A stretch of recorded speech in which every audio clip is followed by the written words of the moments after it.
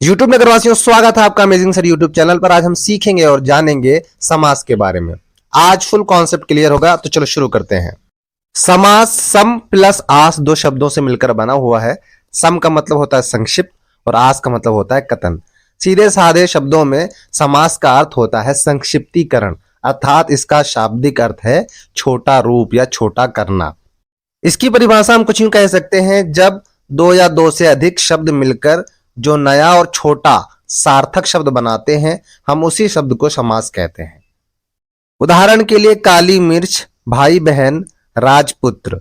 काली मिर्च, काली है जो मिर्च, ये दो शब्दों से मिलकर बनी है। भाई और बहन, राजा का पुत्र, राजपुत्र। ठीक है, ये सारे शब्द दो शब्दों के योग से बने हुए हैं और इस विधि से बने शब्दों को समस्त पद कहा जाता है। ये जो शब्द ऊपर दिए गए हैं, इनको समस्त पद कहा जाता है। समस्त पद में दो पद होते हैं। जो पहला वाला पद होता है उसे पूर्व पद या प्रथम पद, और दूसरे वाले पद को उत्तर पद कहा जाता है।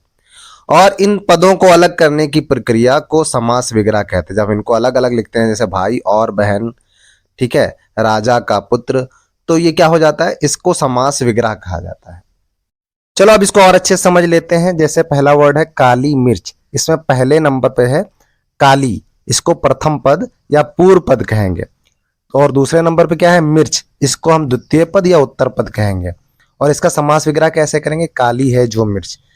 दूसरा शब्द है भाई और बहन, ठीक है, तो भाई बहन का समास विग्रह होगा भाई और बहन। भाई में प्रथम पद या पूर्व पद क्या है, भाई है, उत्तर पद क्या है, बहन है। राजपुत्र, राजा का पुत्र, तो राज क्या है, ये पूर्व पद है, और पुत्र क्या है, ये उत्तर पद है। ठीक है, मुझे उम्मीद है आपको ये चीज अच्छे से समझ में आ गई होगी। पद क्या है, शब्द ही है, तो इसमें कंफ्यूज मत होना। चलो फटाफट समास के भेद जान लेते हैं। समास के 6 भेद होते हैं। पहला भेद है अव्ययी भाव समास, फिर तत्पुरुष समास, फिर कर्मधारय समास, फिर द्विगु समास, फिर द्वंद्व समास और बहुव्रीहि समास। ये 6 भेद हैं।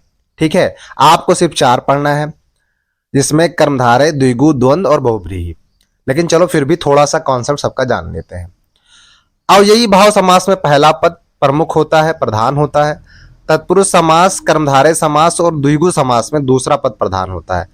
कुछ विद्वान तत्पुरुष समास का भाग बताते हैं कर्मधारय समास और द्विगु समास को। ठीक है, और द्वंद्व समास में दोनों पद प्रधान होते हैं। बहुव्रीहि समास में दोनों पद अप्रधान या अन्य पद प्रधान होते हैं, हम कह सकते हैं। ठीक है, ये चीज आप याद कर लीजिए। चलो अब समास के इन भेदों को डिटेल में पढ़ लेते हैं। पहला भेद है अव्ययी भाव समास। इसमें प्रथम पद कोई अव्यय या उपसर्ग होता है और उसके बाद का शब्द वास्तविकता में प्रयोग होता है। जैसे यथाविधि, विधि के अनुसार, यथाशक्ति, शक्ति के अनुसार, आजीवन, जीवन भर, भर पेट, पेट भर, प्रतिदिन, प्रत्येक दिन, आजन्म, जन्म से लेकर, घर घर, प्रत्येक घर, बेशक, शक के बिना आदि। यह समास सारे समासों से बिल्कुल अलग है। जब कोई समस्त पद आपको बिल्कुल अलग लगे तो आप समझ जाना कि वह अव्ययी भाव समास है। दूसरा जो समास है वो तत्पुरुष समास है। तत्पुरुष समास में उत्तर पद प्रधान होता है और पूर्व पद गौण या अप्रधान होता है। इस समास में दोनों पदों के मध्य कारक का लोप रहता है। ठीक है, चलो समझ लेते हैं। जैसे धर्म ग्रंथ, धर्म का ग्रंथ, राजकुमार, राजा का कुमार, तुलसीदास कृत, तुलसीदास द्वारा कृत। ये सब तत्पुरुष समास के उदाहरण हैं। आपने कभी ना कभी स्कूल में कारक और उसके विभक्ति चिन्ह पढ़े ही होंगे। जैसे कर्ता का ने, कर्म का को, करण का से, संप्रदान का के लिए, अपादान से, संबंध का की के, अधिकरण का में पर, संबोधन का हे और अरे। तो इसमें पहला कर्ता और नीचे संबोधन कारक को हटा दिया जाए तो बाकी जो सारे कारक हैं वो तत्पुरुष समास के भेद हैं। जैसे कर्म तत्पुरुष समास, करण तत्पुरुष समास, संप्रदान तत्पुरुष समास, अपादान तत्पुरुष समास, संबंध तत्पुरुष समास, अधिकरण तत्पुरुष समास। ठीक है, ये सारे तत्पुरुष समास के भेद हैं। कुछ विद्वान कर्मधारय और द्विगु समास को भी तत्पुरुष समास का भेद मानते हैं। ऊपर बताए गए दोनों समास आपकी बोर्ड परीक्षा में नहीं पूछे जाएंगे, ये सिर्फ आपकी जानकारी के लिए है। अब जो समास पढ़ाए जाएंगे उसे बहुत ध्यान से सुनना है और समझना है। ठीक है, अगला समास है कर्मधारय समास। इसमें पहला पद विशेषण और दूसरा पद विशेष होता है। यानी इस समास में किसी की अच्छाई या बुराई, किसी की प्रशंसा करी जाती है, किसी की विशेषता बताई जाती है। इसको जब विग्रह करते हैं तो है जो, के समान है जो, रूपी आदि लगाते हैं। जैसे चंद्रमुख तो चंद्रमा के समान मुख वाला। दही बड़ा, दही में डूबा वड़ा। काली मिर्च, काली है जो मिर्च। नील गगन, नीला है जो गगन। चरण कमल, कमल के समान चरण। कमल नयन, कमल के समान नयन। गुरुदेव, गुरु रूपी देव इत्यादि। जिसमें किसी की तारीफ या बुराई हो वहां पर कर्मधारय समास होता है। अगला समास है द्विगु समास। द्वि का अर्थ होता है दो, तो द्विगु समास में पहला पद संख्यावाची होता है। इस समास का विग्रह करते समय समूह या समाहार का प्रयोग करते हैं। जैसे दोपहर, दो पहरों का समूह। त्रिलोक, तीन लोकों का समूह। त्रिवेणी, तीन वेणियों का समूह। त्रिकोण, तीन कोणों का समाहार। तिरंगा, तीन रंगों का समाहार। चौराहा, चार राहों का समूह। चतुर्वेद, चार वेदों का समाहार। पंचतंत्र, पांच तंत्रों का समाहार। सप्त ऋषि, सात ऋषियों का समूह। सप्ताह, सात दिनों का समाहार। शताब्दी, 100 अब्दों का समूह या समाहार। समूह या समाहार कहीं भी लिख सकते हैं। तो जहां पर संख्या हो, जहां पर गिनती हो, वहां पर द्विगु समास होता है। ठीक है। अगला समास है द्वंद्व समास।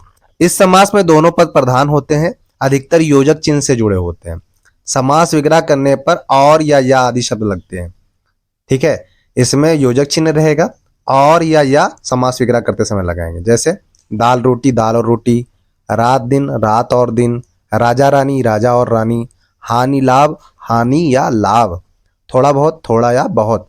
कहीं कहीं पर योजक चिन्ह नहीं भी लगा होता, जैसे सुरासुर, सुर और असुर। कृष्णार्जुन, कृष्ण और अर्जुन आदि। अगला समास है बहुव्रीहि समास। जिस समास में पूर्व पद और उत्तर पद दोनों ही गौण हो और अन्य पद प्रधान हो और दिए गए शब्द का अर्थ कुछ और ही हो, वहां बहुव्रीहि समास होता है। विग्रह करते समय इसमें जिसका, जिसकी, जिसके, जो, वाला या जैसा आदि शब्द लगते हैं। ठीक है। उदाहरण के लिए महावीर, महान है जो वीर अर्थात हनुमान। दशानन, दश आनन है जिसके अर्थात रावण। गजानन, गज के समान आनन वाला अर्थात गणेश।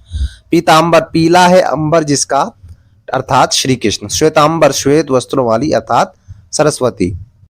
दिगंबर, दिशा ही है अंबर जिसका अर्थात शिव। सुरारी, सुर के अरि हैं जो, अरि कहते हैं शत्रु को अर्थात राक्षस। तो जिस समास में देवताओं या राक्षस की बात करी जा रही हो तो वो समास होता है कौन सा? बहुव्रीहि समास। चलो एक बार लास्ट में पूरे वीडियो को समराइज कर लेते हैं, थोड़ा सा एक बार फिर से रिपीट करते हैं और चीजों को समझते हैं।